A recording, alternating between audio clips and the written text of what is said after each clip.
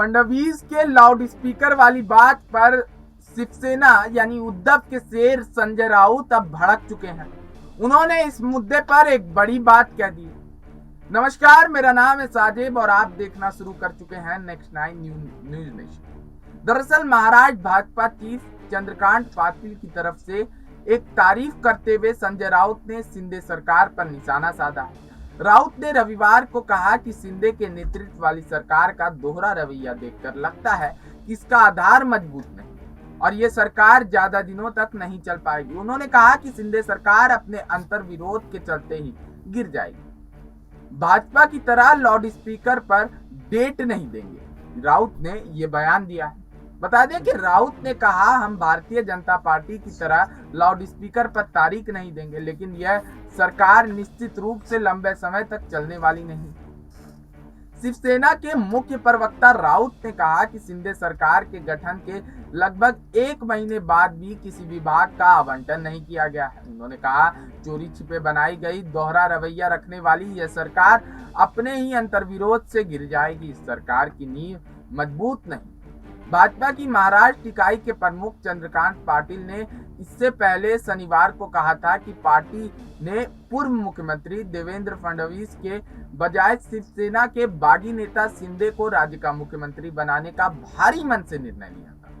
फडणवीस द्वारा राउत को एक ऐसा लाउड स्पीकर बताने जिससे लोग ऊब गए हैं। शिवसेना के सांसद ने कहा कि उनका लाउड स्पीकर महाराष्ट्र के लोगों की आवाज है और वह उनके विचारों को प्रकट करना जारी रखेंगे।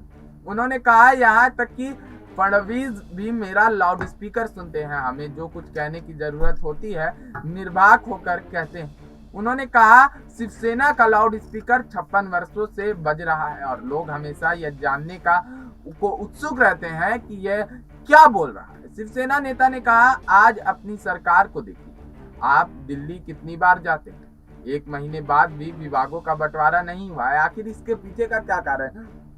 देखिए, जिस तरीके से शरद पवार ने पेशन गोई की थी कि 6 महीने में ये सरकार गिर जाएगी, मंत्रिमंडल का विस्तार होते ही फूट जो है वो खुल करके सामने आने लगेगी।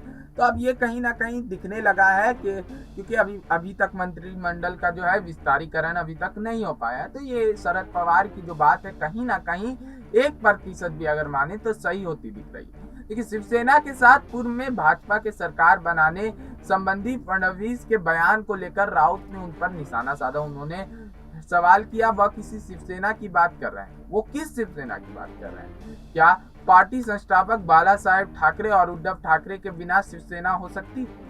उन्होंने कहा कि शिव सैनिकों और महाराष्ट्र के लोगों में इसे लेकर रोष है कि बाला साहेब के बेटे को धोखा दिया गया और मुख्यमंत्री पद छोड़ने के लिए मजबूर किया गया। राउत ने कहा, शिव सैनिकों के गुस्से और आंसुओं में यह सरकार बह जाए।